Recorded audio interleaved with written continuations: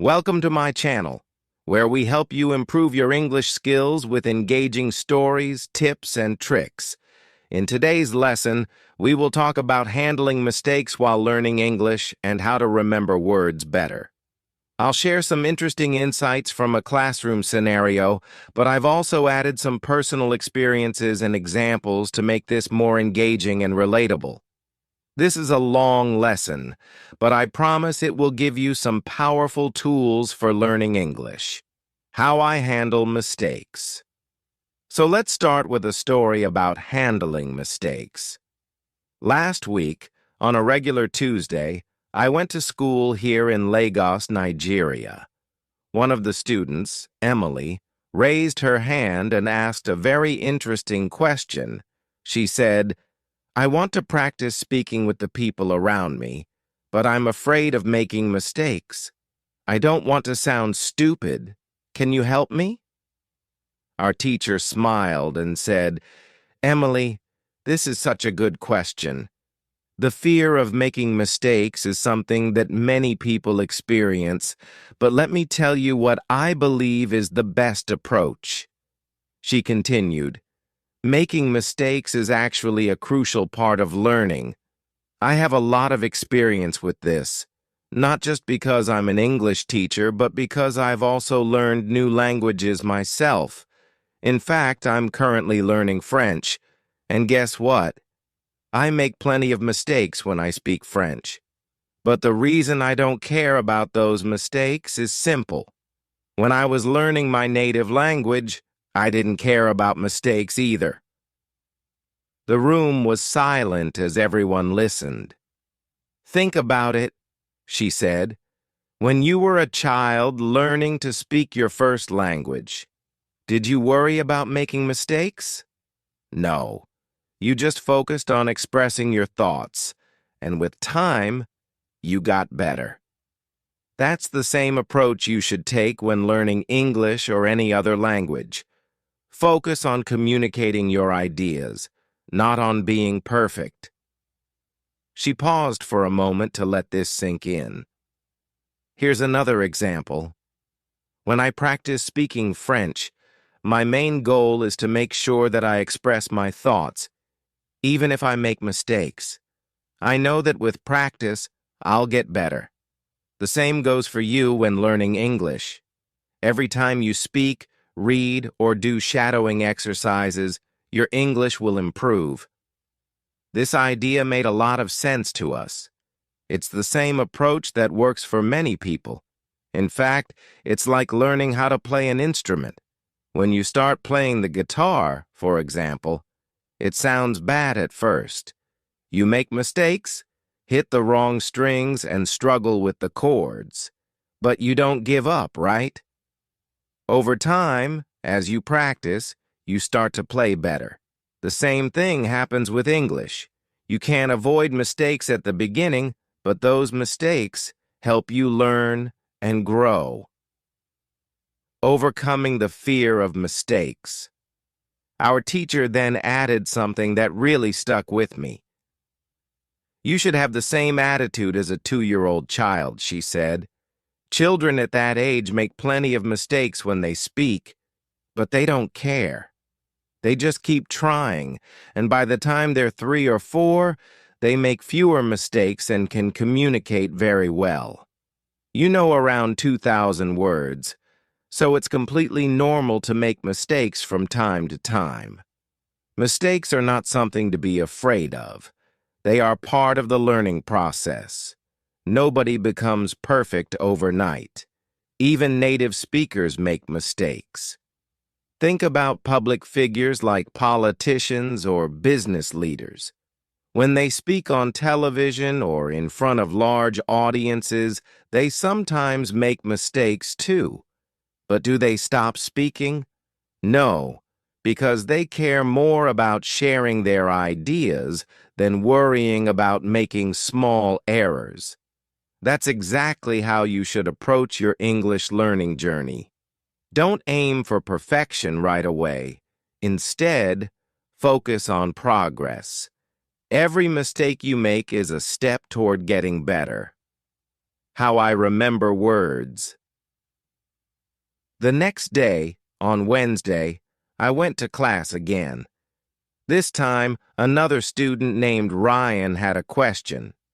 He said, "I've started reading more, and I feel like it's helping with my grammar, but I'm having trouble remembering new words. I look them up in the dictionary, but sometimes when I see the same word again, I forget its meaning. Can you help me?" Our teacher nodded and said, "Ryan, that's a common problem, and it's completely normal. When we learn new words, our brain needs to go through several stages before we can remember them well." She explained that there are 5 phases when learning new words. Phase 1. This is when you see or hear a new word for the first time. You don't know its meaning, so you look it up in the dictionary. Phase 2. You see the word again, but you still don't remember its meaning clearly.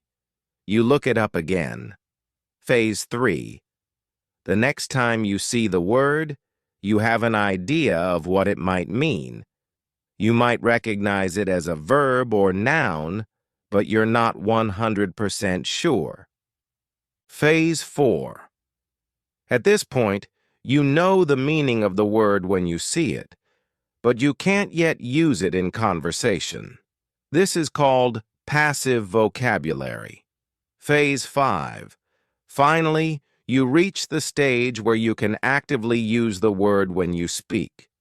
It becomes part of your active vocabulary. Ryan seemed relieved to hear this. "So, it's okay if I don't remember a word right away?" he asked. "Absolutely," our teacher replied. "It's all part of the process. You need to see or hear the word several times before it becomes a part of your everyday vocabulary. Don't feel bad if you have to look it up multiple times. Each time you do, you're getting closer to mastering it." How I improve my listening. On Thursday, we had another great discussion in class. One of the students, Lily, asked a question about improving her listening skills. She said, "I can read and write in English, but I struggle to understand people when they speak quickly. How can I improve my listening?" Our teacher smiled and said, "Lily, improving your listening skills is key to becoming fluent. Listening is a big part of communication because if you don't understand what others are saying, it's hard to respond." She explained that there are a lot of resources available online, such as podcasts, audiobooks, and English movies. But she said it's important to choose the right materials. When you listen to something in English, make sure you understand at least 95% of the words. If there are too many new words, it's better to read the transcript first so you can familiarize yourself with the vocabulary. She also gave some great advice. When you listen, don't focus on learning new words. The goal of listening is to understand the message. As you listen to more and more content at your level, your listening skills will naturally improve. You'll start to pick up on common phrases, sentence structures, and the rhythm of the language. Conclusion. In conclusion, learning English or any language is a journey full of mistakes. But those mistakes are your stepping stones to success. Whether you're learning how to handle mistakes, remember new words, or improve your listening skills, it all comes down to practice and patience. Remember, no one starts out perfect, but with each mistake, you're getting better. At Unlock English, we believe in the power of practice, and we're here to help you every step of the way. So keep speaking, reading, listening, and most importantly, keep making those mistakes. They are the key to your progress. How to improve your English listening skills with books, films, and most importantly, motivation. Let me tell you about a few great ways to improve your English listening skills. These are methods I have personally tried, and they worked really well for me, so I highly recommend them to you. The first thing I suggest is reading books. Books are a fantastic way to start, especially if you're a beginner or even at an intermediate level. What's great is that you can choose books that match your current level of English. Step 1. Choose the right book for your level. Finding a book at your level is very important. For example, if you're just starting to learn English, you don't want to pick a book that's too difficult. It might frustrate you.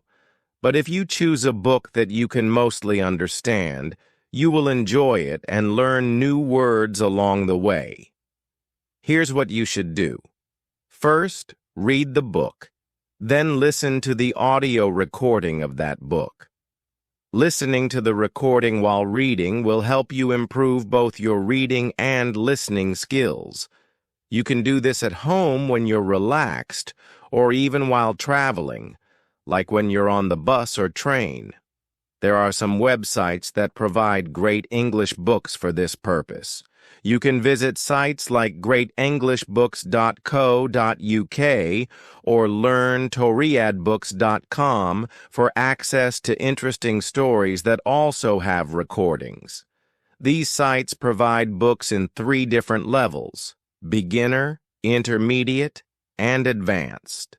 This way, no matter your skill level, you can find something suitable. Step 2. Listen to the news in English. Another thing you can try is listening to the news in English. This can be really helpful because news stories often use everyday language, and you can hear how people really speak. There's a website called newsforeveryone.com that provides news stories in simple English. Just like the books, they offer news at different levels of English. Whether you're just starting out or already know 2,000 words in English, you can find something that suits you. Listening to the news regularly will help you get used to the language and improve your comprehension over time. Step 3. Watch films and videos. Apart from books and the news, films and videos are excellent resources for improving your listening skills. When you have learned around 2,000 words in English, you can start watching English films. Watching films is fun, and it's a great way to learn how people actually speak in real life. Here's what you should do. The first time you watch a film, turn on the subtitles. This way, you'll understand the story and learn some new words. After watching it with subtitles, try watching the same film again without them. Each time you watch the film, you will understand a little bit more. If you really enjoy the film, you can watch it multiple times. This repetition will help you get more familiar with English expressions and improve your listening. For example, if you're interested in nature, you can watch documentaries about animals or the environment. There are plenty of nature films available online. You can also find great reality shows, which are often easier to understand than regular films because they tend to follow a simple structure. Watching something that interests you will make learning English much more enjoyable. Step 4. Spend 30 minutes a day listening. The more time you spend listening to English, the faster you'll improve. Try to listen for at least 30 minutes every day. You can listen to anything: books, news, films, or even music. At first, it might feel difficult because you might not understand everything, but don't worry. Focus on what you do understand, even if it's just a few words or sentences. Over time, your understanding will improve.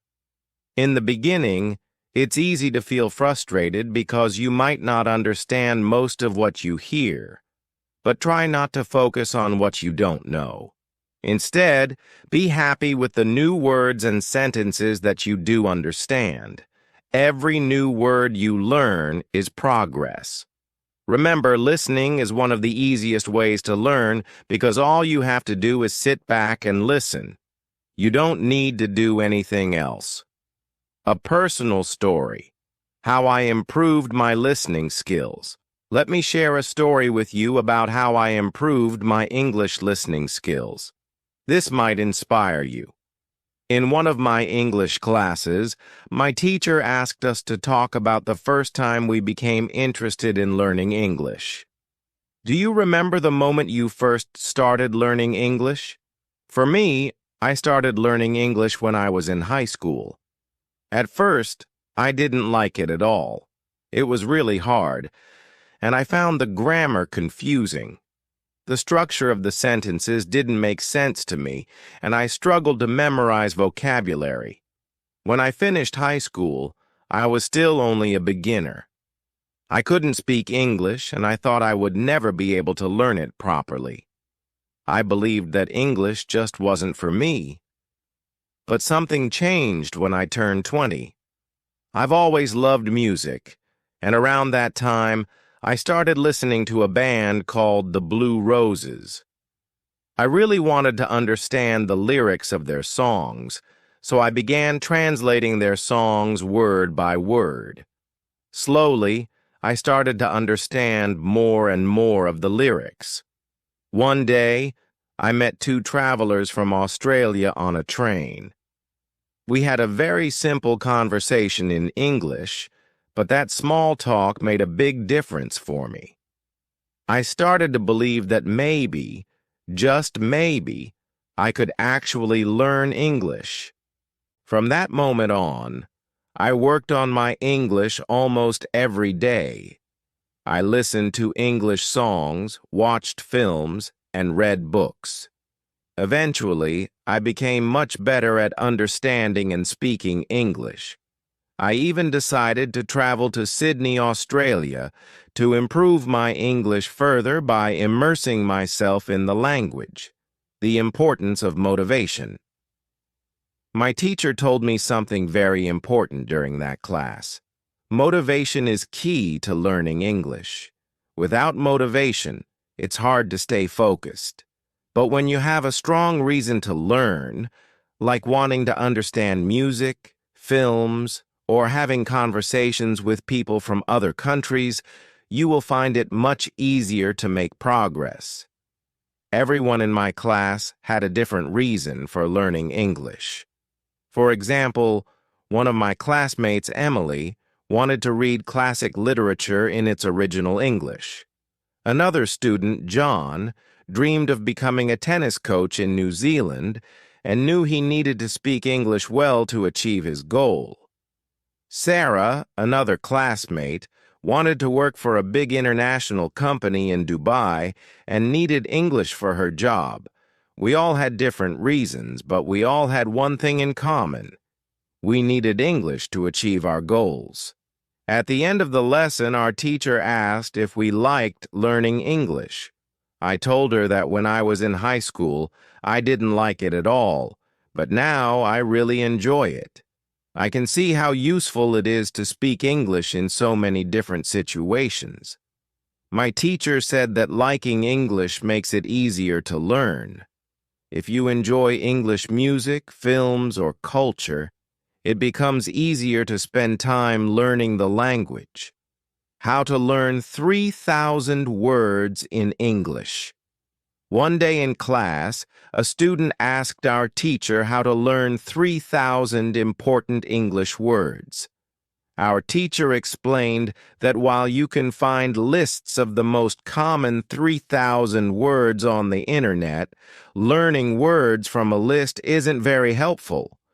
Learning words in isolation doesn't help you understand how to use them in real conversations. A better way to learn new words is by reading or listening to full sentences. This way, you learn the words in context, and you'll remember them more easily. For example, instead of memorizing the word appreciate from a list, you can learn it in a sentence like, "I really appreciate your help." By seeing or hearing how the word is used in real life, it will stick in your memory longer. Conclusion: stay motivated and keep practicing. In the end, the key to improving your English listening skills is simple. Practice regularly, stay motivated, and enjoy the process. Find things you like to listen to, whether it's music, films, or news, and make it a habit to spend time with English every day. The more you listen, the better you will get. Just remember, every little bit of progress counts, and with time, you will see big improvements in your English skills. Learning English can be an exciting journey, but it's important to remember that some methods of learning may have their limits. For instance, when you rely only on memorizing individual words from lists or using a translation method, you might find yourself stuck after learning about 1,000 words. This approach can be slow, and there are much more effective ways to build your vocabulary and language skills. One of the best methods is reading. If you're a beginner, it's a great idea to start with simple books. A perfect example is Robinson Crusoe in simple English. You can easily find this version on websites dedicated to beginner readers or even at your local bookstore. Just search for Robinson Crusoe for beginners, and you'll likely find a version that suits your level. This book introduces new words in a natural context, which makes it easier to understand and remember them. There's an interesting rule about language learning. Every important word for you will keep showing up in your life until you eventually learn it. This is very similar to how children learn their first language. When we are kids, we don't study from word lists. Instead, we hear and use the language in our daily lives. Words that are important to us, like milk, food, or play, come back again and again in conversation. Eventually, without even trying too hard, we understand and know these words. For example, think about the word Google. It's now a verb in many languages. No one learns this word from a vocabulary list, yet everyone seems to know what it means. The first time you heard the word Google, you probably didn't know what it meant. But as you heard it more often in different contexts, you began to understand it. Maybe someone said, "I'll Google it for you," or "You can find the answer on Google." After a while, the meaning became clear. This is a great example of how we naturally pick up new words when we use a language regularly. This method is much more effective than memorizing lists of words. You don't need to spend hours studying vocabulary from flashcards or apps. Instead, immerse yourself in English by reading interesting stories, watching videos, or having conversations. When you use the language frequently in your daily life, new words will naturally become a part of your vocabulary. Let me share a story about a student learning English while working in a cafe. This student, let's call her Emma, lived in a small town in Canada. After school, she worked at a cafe serving customers who mostly ordered coffee and sandwiches. At first, she found the job easy because the customers always used the same words: coffee, sandwich, thank you. These were words Emma heard every day, and she quickly became confident in her ability to communicate. As Emma's confidence grew, she started to have longer conversations with the regular customers. She felt proud that she could understand them, and they often complimented her on her English. Everything was going well until one day something unexpected happened. One Tuesday afternoon, two new customers came into the cafe. They were a married couple from Australia visiting Canada on vacation. The man spoke to Emma, but she couldn't understand him at all. Even though she knew he was speaking English, his accent was completely unfamiliar to her. Emma thought maybe he was asking for something the cafe didn't have, so she called her boss over to help. Her boss quickly understood the man's order and sold them 2 coffees and sandwiches. After the couple left, Emma felt embarrassed. She apologized to her boss for not understanding the man.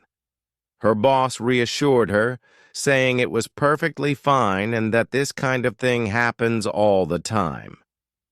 The couple was from Australia, her boss explained. Their accent is different from what you're used to hearing here. Still, Emma felt frustrated. The next day, she told her English teacher what had happened. "I felt really silly," she said. "I've been working at this cafe for months, and I thought my English was good enough for the job. But when I couldn't understand that customer, I started doubting myself." Her teacher smiled and told her, "You shouldn't feel bad at all. You've been practicing English here in Canada, where people speak with a Canadian accent, but the Australian accent is different. Your ears just aren't used to it yet. This happens to everyone when they hear a new accent for the first time. It doesn't mean your English is bad. You just need to give yourself time to adjust." The teacher went on to explain that it usually takes about 2 weeks to get used to a new accent. She suggested that Emma watch movies or TV shows from Australia. "This will help you train your ears," she said. "Soon you'll be able to understand the Australian accent without any problems." Emma felt much better after talking to her teacher. She decided to follow the advice and started watching Australian sitcoms after work. Slowly but surely, she noticed that she was beginning to understand the characters' accents more easily. A few days later, something similar happened at the cafe.